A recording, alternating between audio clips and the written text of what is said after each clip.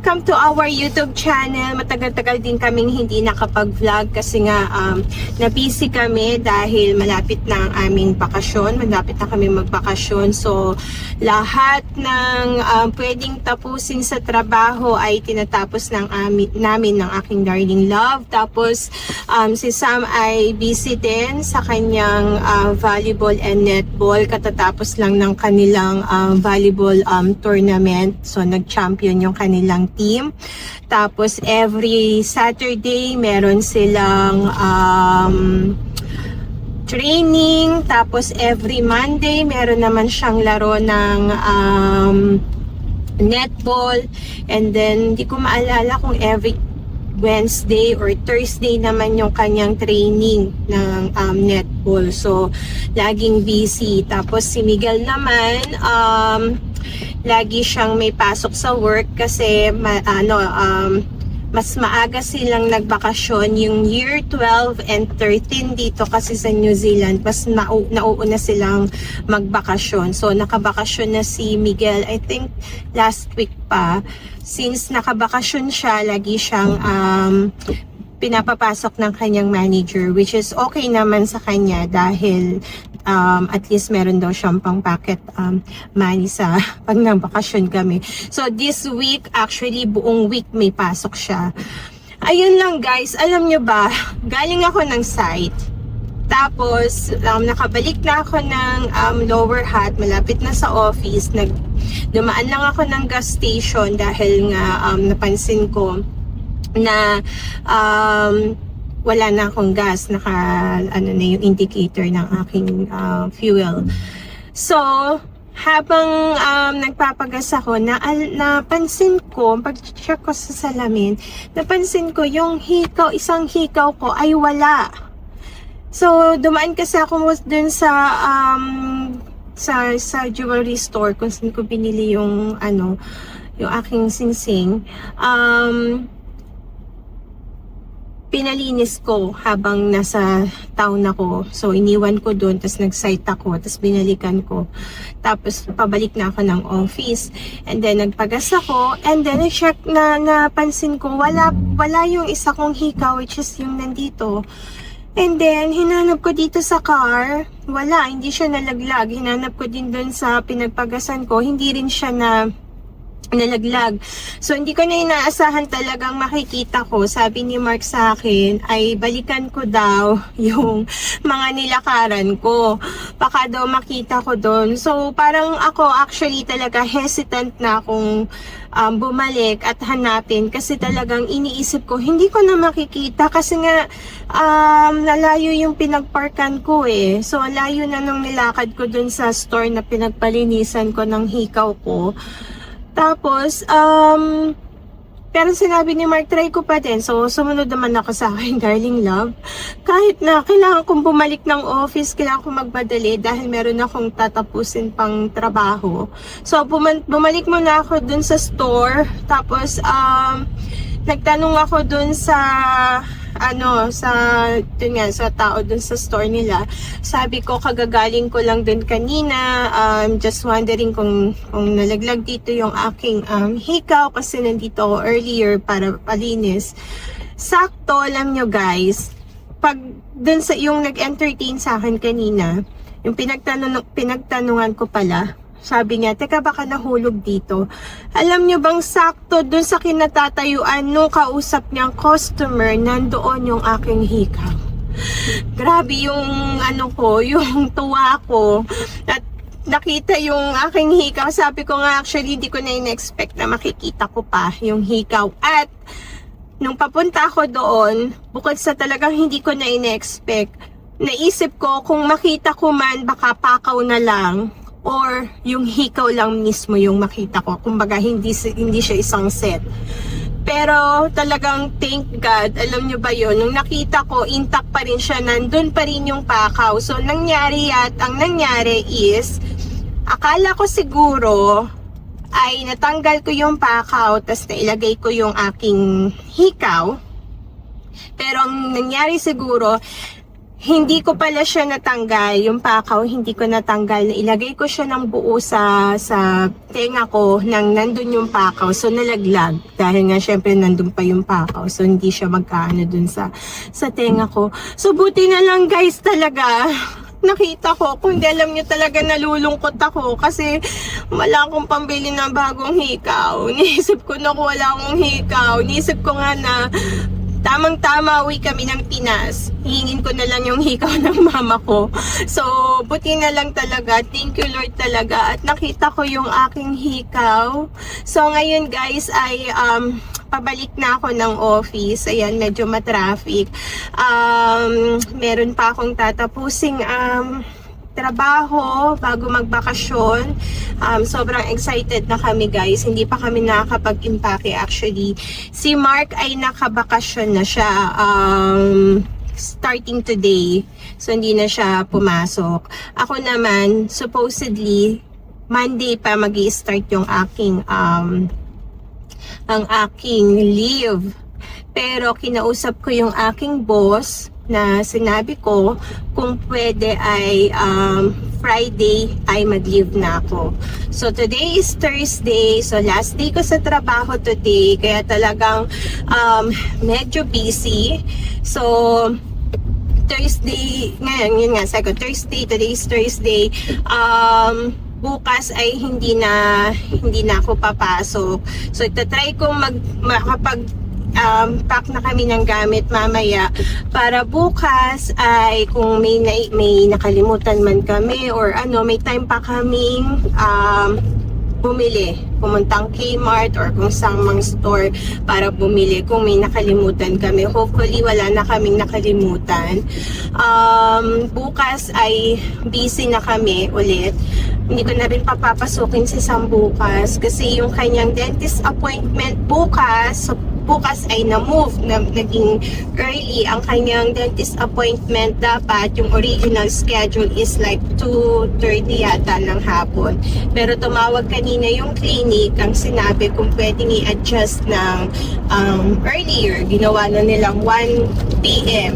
So nag-say yes na rin ako kasi nga, ang iniisip ko kasi, pag hindi pa ako pumayag dun sa proposed schedule, baka ma-move yung hindi siya ma-entertain bukas. So wala, hindi ma-adjust yung kanyang braces bago kami umuwi ng Pinas. Kaya sinabi ko, okay, since hindi naman din napapasok si Sam bukas, ay okay na rin sa akin na mas early. And then bukas ay meron akong Pilates, so for sure yung half day namin bukas ay wala na. Busy na talaga sa mga errands namin. So, sabi ko din kay Mark, dapat bukas ay mamaw niya yung aming loan. Kasi yun talaga yung dinahilan niya sa boss niya kung bakit siya mag-i-leave ng Thursday and Friday.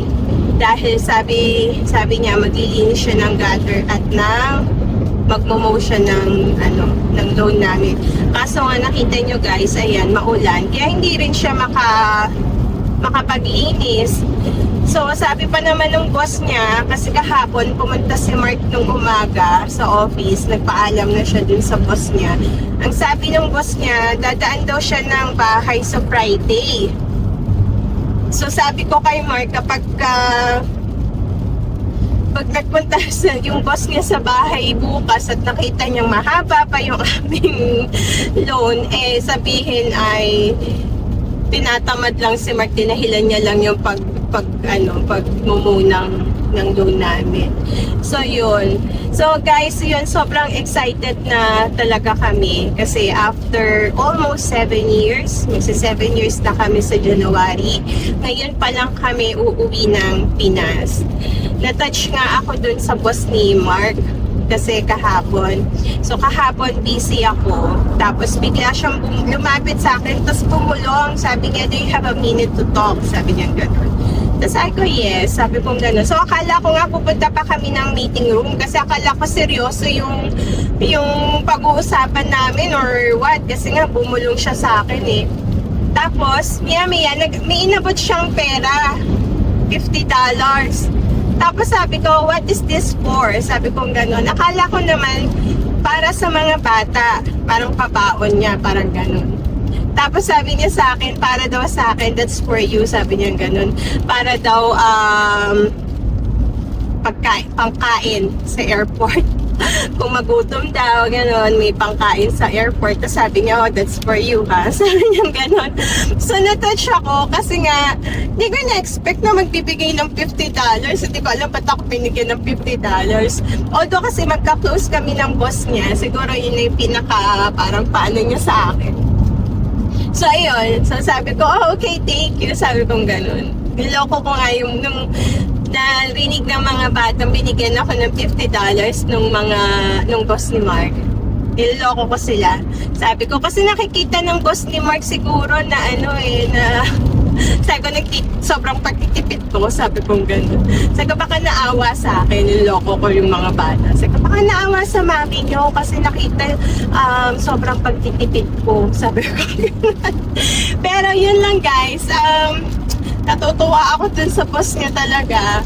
Niloloko ko nga sabi ko kung yung pambinigay niya sa akin ay pambili ng kanyang cigarette. Kasi nga niloloko ko yun. Mahilig yun magsigarilyo kahit na sinasabi namin bad for his health.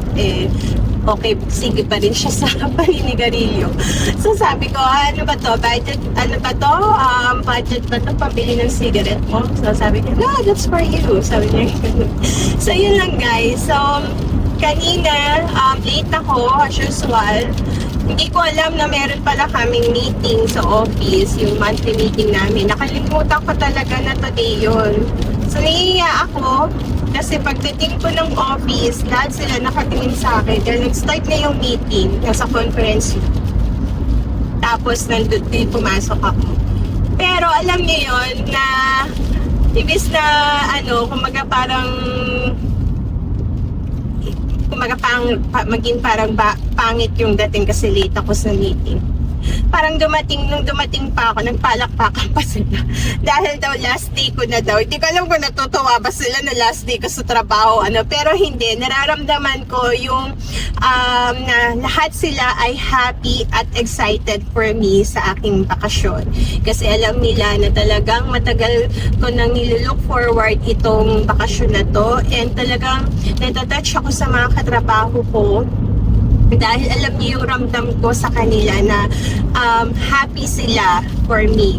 Since last week pa, yung isa kong katrabaho, yung dating boss ni Mark, ay nagka-countdown na. Ilang araw na lang daw, ganon. Parang alam niyo yun, sila yung excited sa akin. Tapos, yung isa kong katrabaho na masungit yun, actually medyo masungit siya. Nagulat ako kanina na bago siya umalis kasi meron siyang pupuntahan, hindi na siguro siya babalik ng office, hindi na kami magkikita.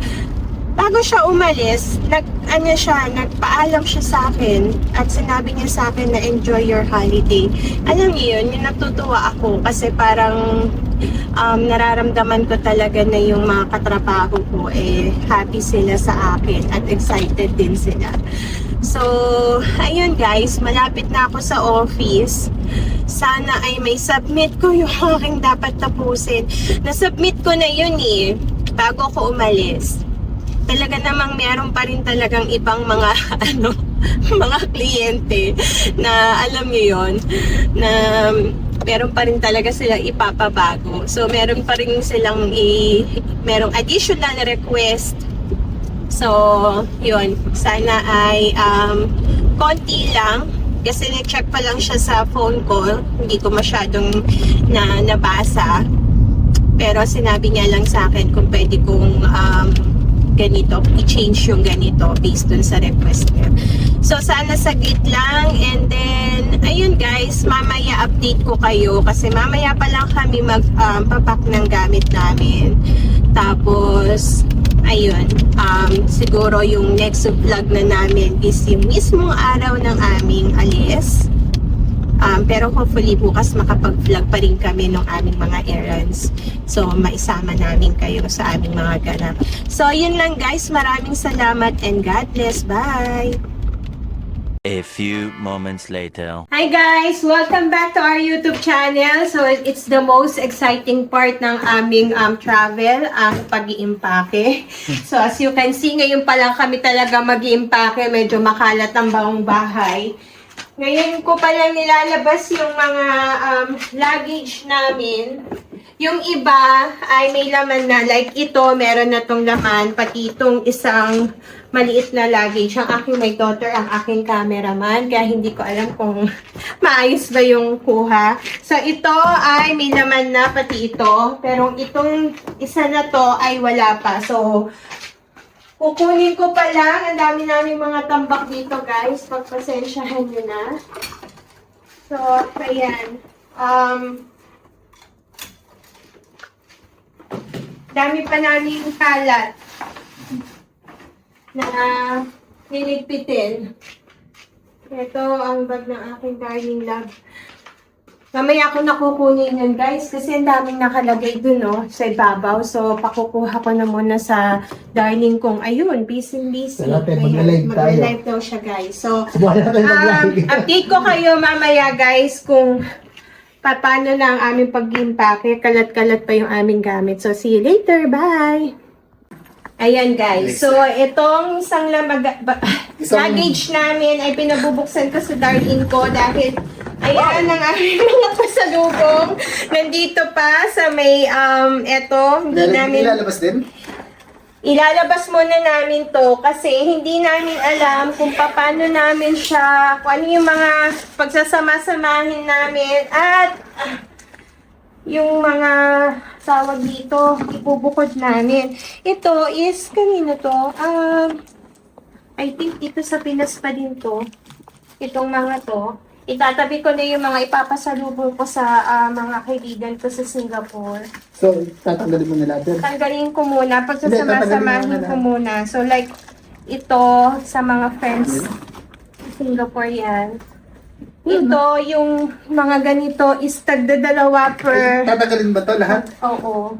Pagka ano. So, yung itatabi ko yung nasa Singapore na dadalhin yung ano kasi ito yung ating gagamitin. Ito sa mga friends ko din sa Singapore. Tapos, ang spam Bueno. is sa Pinas ito. Ito is kaibigan. Ito sa Singapore din to. So, ito is dalawa. Kada maleta siguro dalawang corned beef yung ilalagay. Ito, kasi ito. Dalawa din sa isang maleta. Kasi may iba pa.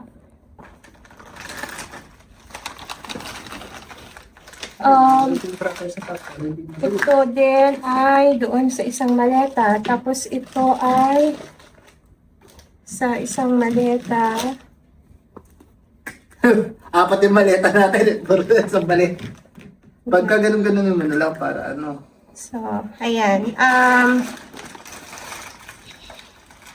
Di kasi namin alam talaga, guys, yung damit dito. Ay, damit. May damit. Kung pwedeng magdala ng corned beef sa Singapore. Pero sabi naman nung kaibigan namin at yung na-research ko, pwede naman up to 5 kilos ng yung delata. So, sana hindi kami maharang kasi meron kaming dalang 2, 4, 6, 8 na corned beef. Yung isa sa kaibigan ko sa Singapore.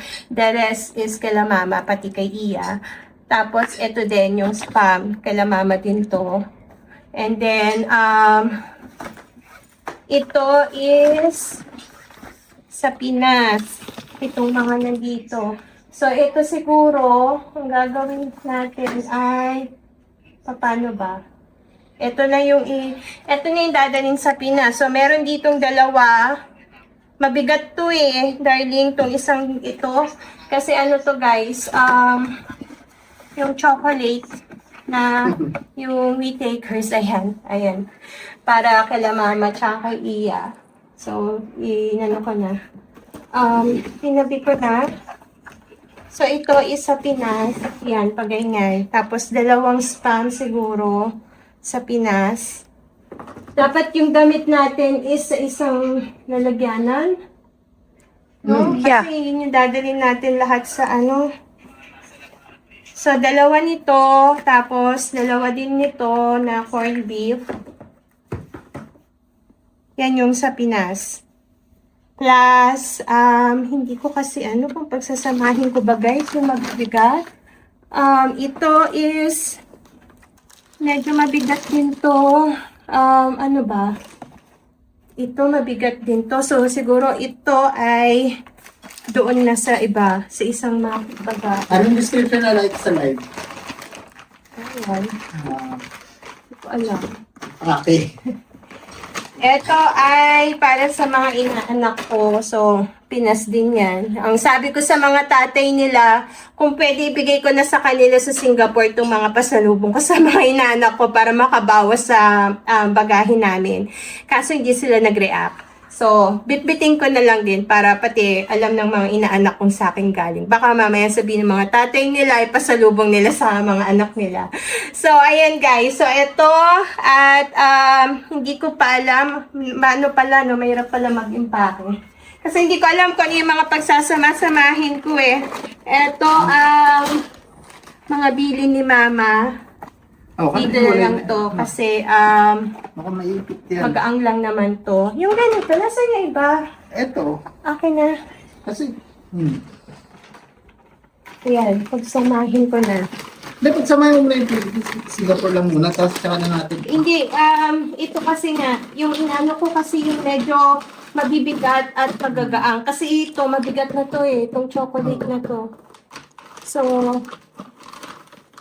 eto, medyo magaang to. So, okay na to. Yung isang magahin na yon ay sa, alam ko na, ito na ang gamit natin sa Singapore para manalaman natin. Ano gagawin dito? Hindi, diyan ko ilalagay yung mga damit. Wala naman to. Tapos, tsaka dito, yung ibang mga pasalubong sa SG. Meron pa kayong ilalagay, mga sapatos nyo. Ito pa. Hindi, ito. Oo, okay Kanino ba? Kila. Oo nga. Yan yung mga pasalubong eh. Sa Pilipinas ko yun ba? Oo. Kunin ko rin isang ano. So, eto, pasalubong No? din to. Ito ay pasalubong din sa Sa mga aking pasalubong.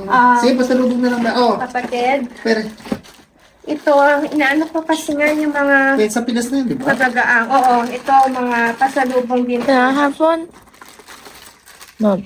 Pasalubong din to, mga tinta. Maraming salamat, Tita Lyra. Ito yung mga pahabol niyang pasalubong sa Pinas. So, ito, mga bigay niya. Pagpasalubong daw. Ito.